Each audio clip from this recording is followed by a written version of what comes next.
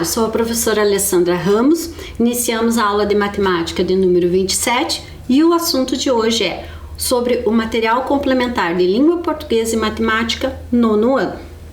Objetivo da aula: ampliar o repertório de estratégias e ferramentas para a resolução de situações-problema em diferentes contextos por meio da obra literária Alice no País das Maravilhas. Vocês vão precisar de caneta, lápis, borracha, caderno ou folha para realizar suas anotações. Vou dar um tempinho para vocês.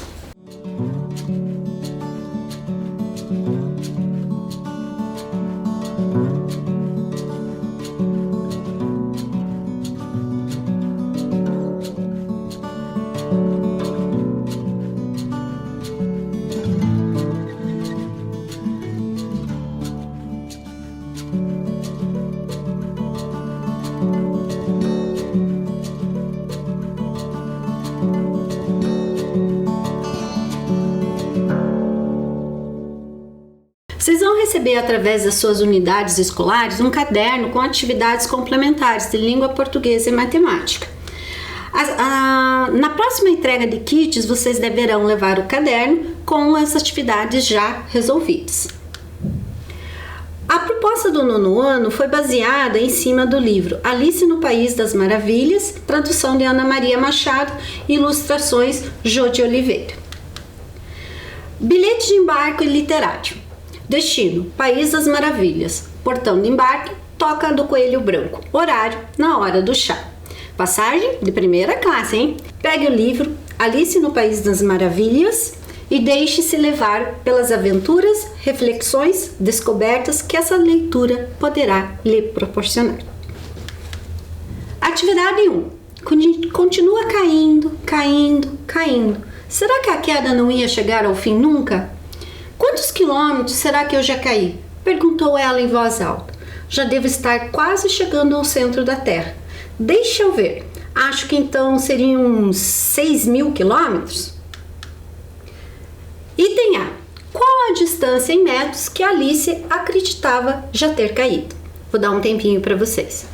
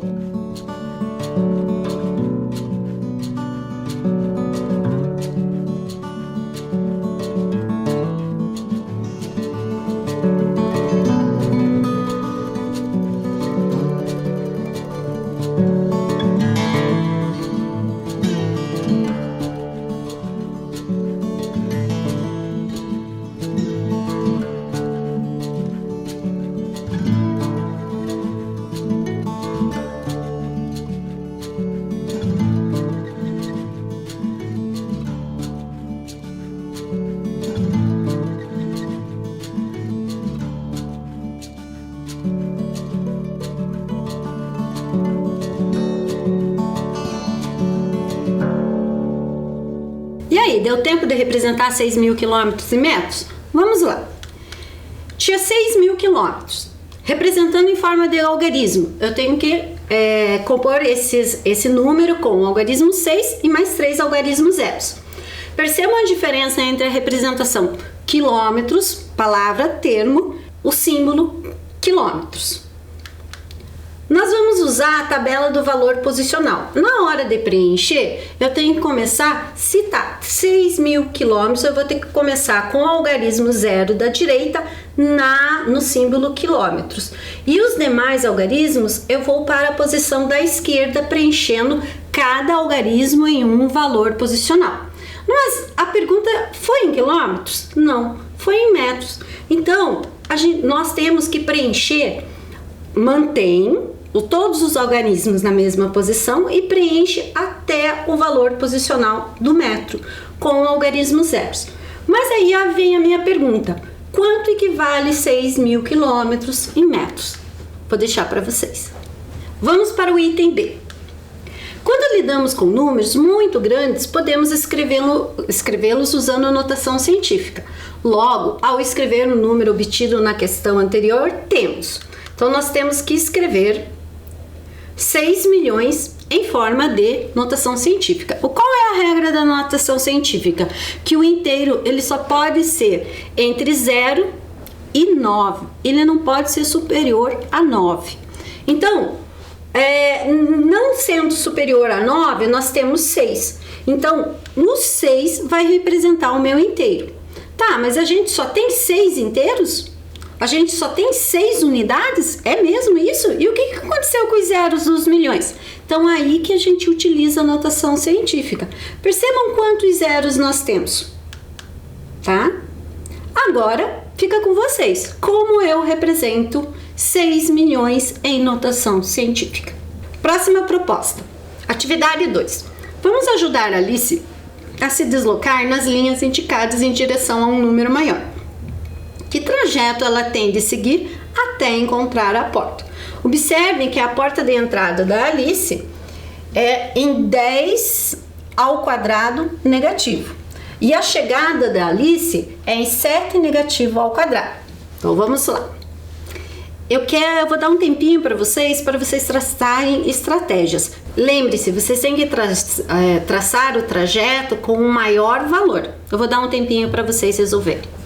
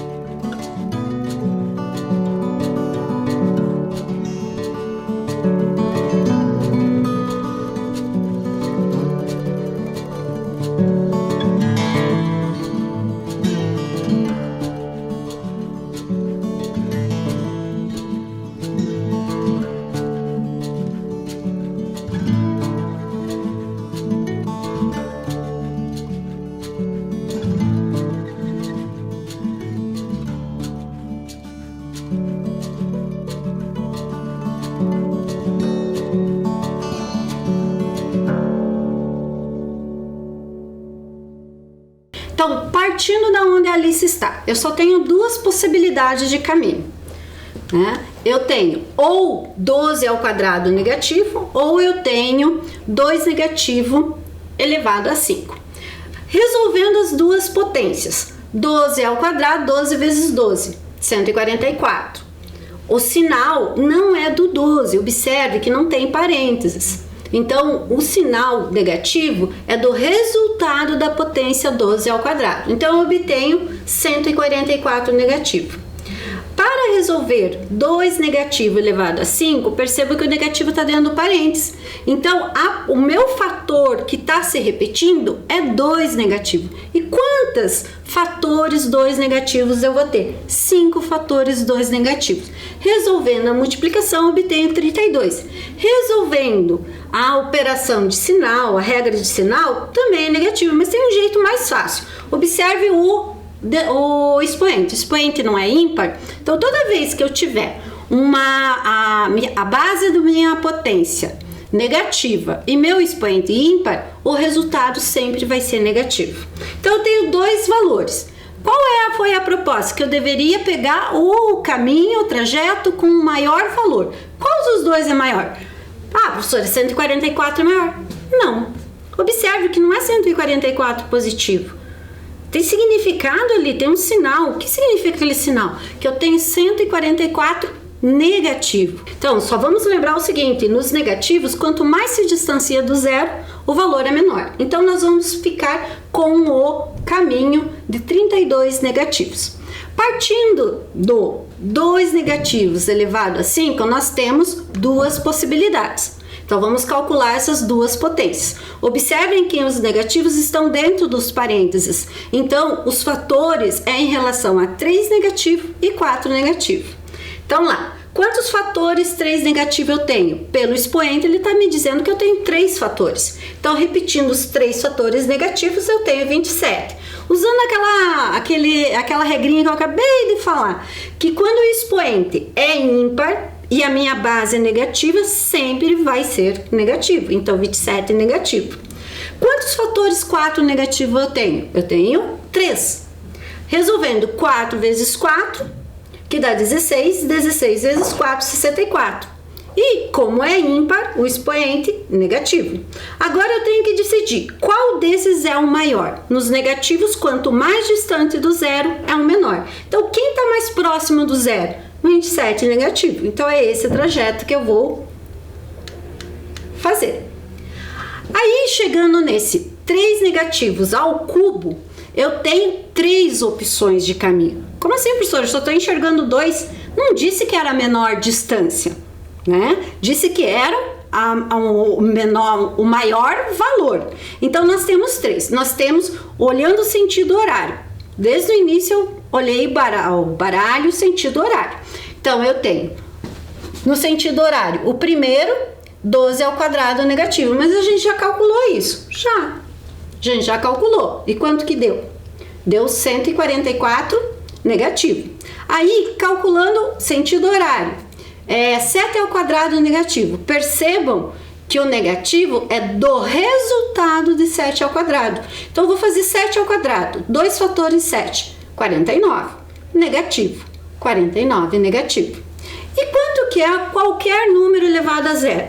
1. Professor, e o negativo ali? Qualquer número elevado a zero é 1. Em nenhum momento falou que iria ser positivo ou negativo. Falou 1. Então, 8 negativo elevado a zero é 1. Qual desses 3 é o maior? 144 negativo, 1 ou 49 negativo? É o 1, porque ele é o positivo e todo número positivo é maior de qualquer número negativo. Próximo, eu tenho duas possibilidades. Eu tenho 4 negativo ao cubo ou tenho 7 negativo ao quadrado. 7 negativo ao quadrado, 2 fatores 7 negativo, obtenho 49 positivo. E 4 negativo ao cubo, eu obtenho 64 negativo. Qual dos dois é o maior? Essa pergunta fica para vocês. Vocês vão terminar o trajeto da Alice. Vamos para a próxima proposta. Atividade 3. Primeiro, ele marcou marcou uma pista de corrida, numa espécie de círculo. A forma exata não tem a menor importância, explicou. E depois foi espalhando a turma toda pela pista. Uns aqui, outros mais adiante, ninguém disse 1, 2, 3, já! Mas cada um ia começando a correr quando tinha vontade e parando quando queria. Se Alice deu 8 voltas completas em torno da pista circular de 60 metros de raio, qual é, aproximadamente, a distância percorrida pela Alice? Use o valor de π igual a 3,14. Eu vou dar um tempinho para vocês resolverem.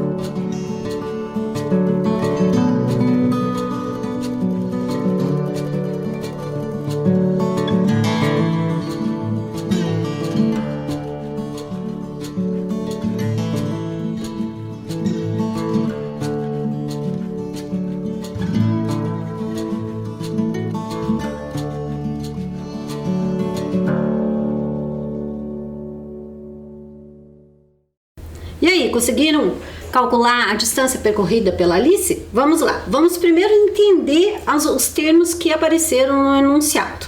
Então, o primeiro termo, Raio. O raio, o símbolo do raio é sempre a letra R minúscula. Mas o que significa raio? É a medida do segmento que vai de qualquer ponto da circunferência ao ponto chamado centro. Percebam que eu destaquei exatamente isso nas 3 imagens. Qualquer ponto da circunferência desde que chegue ao centro. Porém, o raio é um segmento de reta. Então, aqui eu já estou considerando ele como segmento de reta, uma distância. Próximo, que é o termo que apareceu lá. Apareceu que ela dava voltas em círculos, né? Dar voltas em círculo, o contorno de um círculo, ele se chama circunferência. Ele é exatamente o conjunto de pontos que distam igualmente de um ponto chamado centro. Próximo termo que a gente vai precisar. Além do raio e da circunferência, para a gente calcular a distância percorrida pela Alice, nós vamos precisar de uma outra unidade, que é o diâmetro. O diâmetro representa pela letra D minúscula. O que significa diâmetro? É a reta que liga uma extremidade da circunferência até a outra, passando pelo centro. E como se calcula essa distância que ela percorreu em círculo? A gente vai precisar do comprimento da circunferência. E como que calcula o comprimento da circunferência? Ela é sempre múltipla do π, do valor π. Neste caso, já no início do exercício foi dito que a gente pode considerar um valor π 3,14. Tá? Mas o meu diâmetro ele também corresponde a 2 raios. Por isso que eu substituí ali. Nos livros, vocês geralmente vão encontrar 2πr, mas o que mudou? Em vez de usar o diâmetro, eu usei 2 vezes o raio. E eu mudei a organização, eu coloquei o número à frente do valor π. Então, vamos calcular. O que a gente sabe? Que ela percorreu, o raio do círculo que ela percorreu, mede 60. Então, substituindo 60 pelo raio. Aí, substituindo o valor de π, 3 inteiros e 14 centésimos.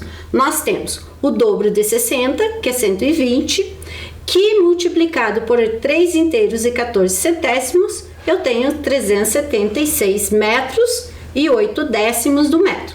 Perceba assim, poxa, com vírgula, professora, peraí, vamos pensar o seguinte, não é 3 inteiros? Então lá, pense, 120 multiplicado por 3 inteiros. Quanto que vai dar? 360.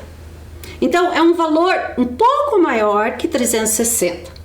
Então, pelo intuito, a gente já percebe. Mas aí vem a pergunta, professora, então ela percorreu isso? Não. Lembra que ela não deu uma volta? Ela deu 8 voltas. Agora, essa parte eu vou deixar com vocês. Então, vamos para a próxima proposta. Atividade 4. Viu que se aproximava de uma clareira, com uma casinha de 1 metro e 10 centímetros de altura. Não ousou se aproximar, enquanto não estava com 22 centímetros. Suponha que no mundo real e no País das Maravilhas, a proporção entre as alturas da Alice e da casa sejam as mesmas. Sabendo que a altura real da Alice é de 1,32 m, qual seria a altura da casa? Eu vou dar um tempinho para vocês traçarem suas estratégias.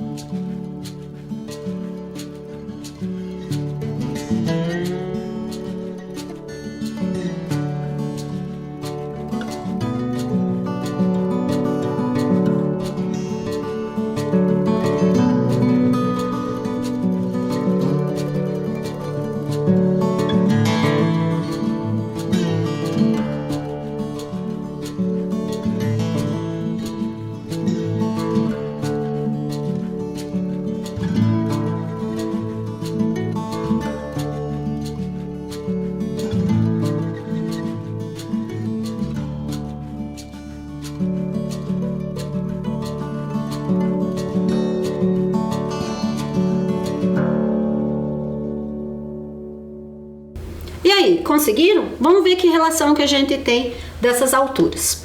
Nós temos que a altura da casa corresponde, no País das Maravilhas, corresponde a 1,10 m, mas vamos transformar em centímetros. Então, existe uma maneira mais fácil de transformar, além da tabela. Eu não acabei de ler 10 centímetros. Para escrever 10 não usa o algarismo 1 e 0, então eu vou repetir o algarismo 1 e o 0.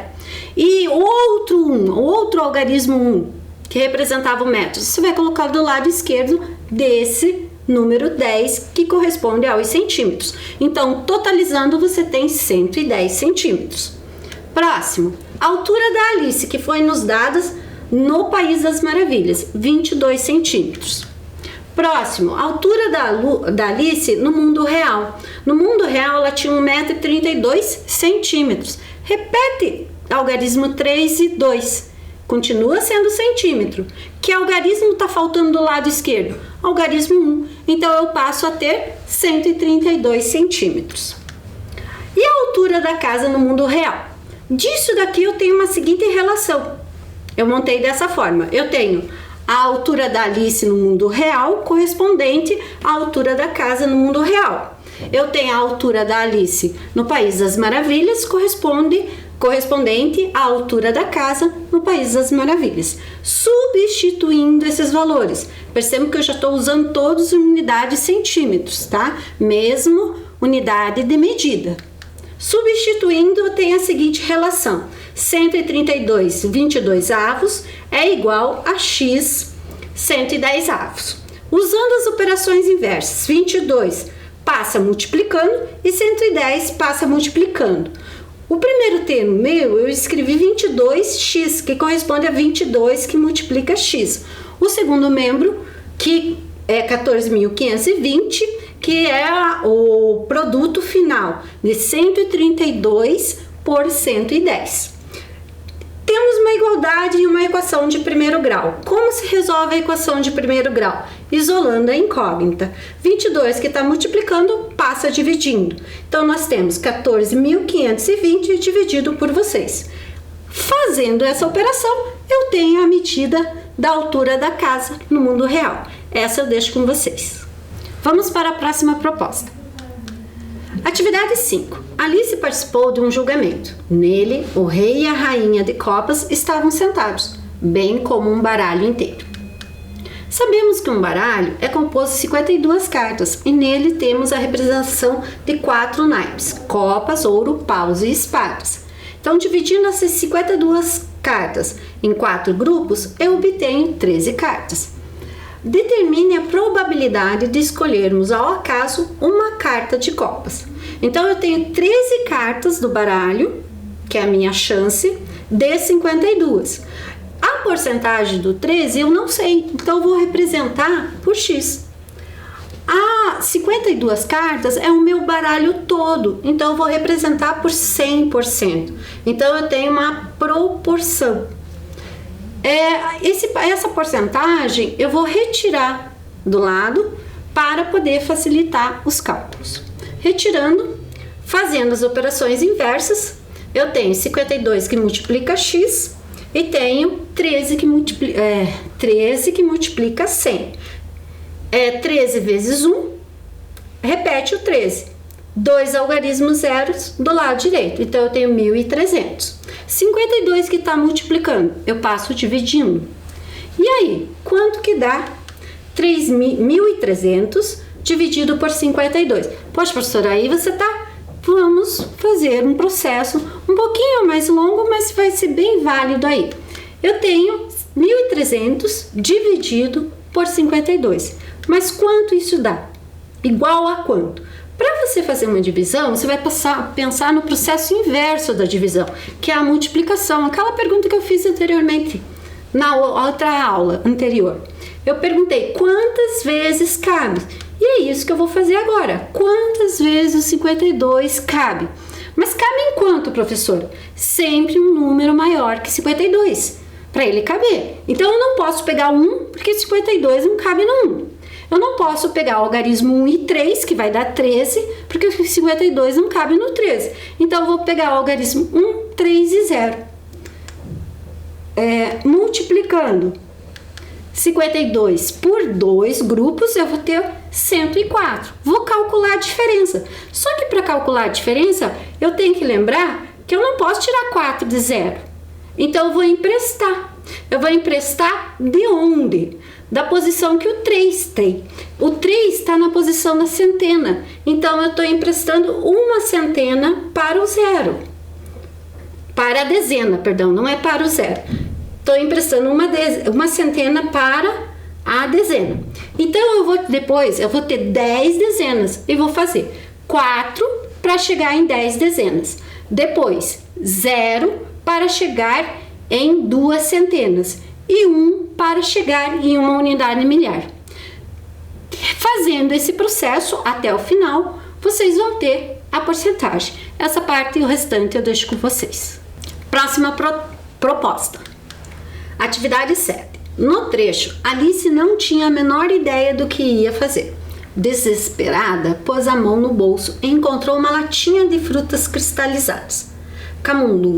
Camundongo abriu a latinha e retirou 2/3 das frutas. Dodô chegou em seguida e disse: metade das frutas que estão na latinha neste momento são minhas, vou retirá-las. E retirou. Logo em seguida chegou o filhote de águia e retirou a 1/3 parte das frutinhas que estava na latinha naquele momento. E ainda sobraram 6 frutas na latinha. Quantas frutas cristalizadas tinha na latinha inicialmente? Vou dar um tempinho para vocês.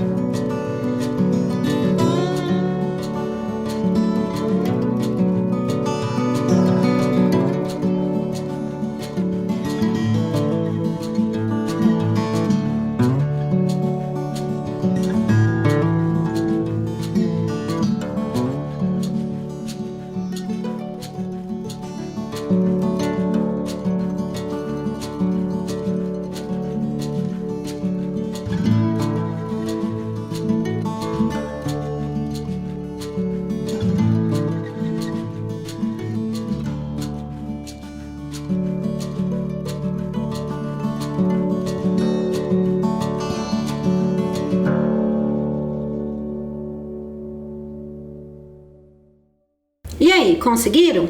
Vamos lá. A águia, ela tirou 1/3 das frutas cristalizadas.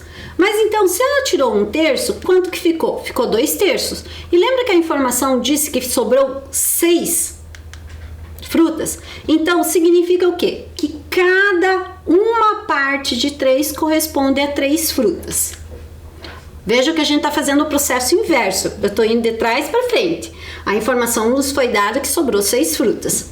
Então tá, então significa que quando a águia, antes da águia tirar 1/3, tinha quantas frutas? 9 frutas. O Dodô tinha tirado metade das frutas. Se ele tinha tirado metade das frutas, tinha ficado outra metade. Mas a outra metade corresponde a quantas?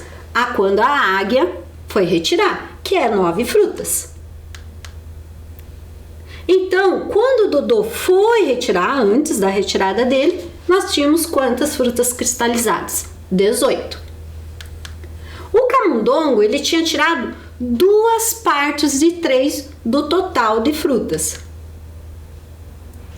Mas, então, tinha ficado 1/3 de frutas. Mas quanto que corresponde a 1/3? Visualiza ali em cima, 18 frutas. Então, agora eu pergunto para vocês, qual o total de frutas no início de toda essa situação? Vou deixar com vocês.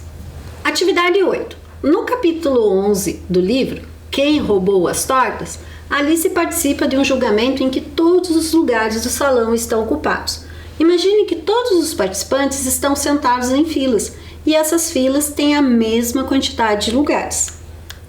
Com base na Alice, temos 5 participantes sentados à frente, 4 participantes sentados atrás, 7 participantes sentados à direita, nenhum participante sentado à sua esquerda. Pergunta: quantos participantes há na sala de julgamento em que a Alice está? Um tempinho para vocês.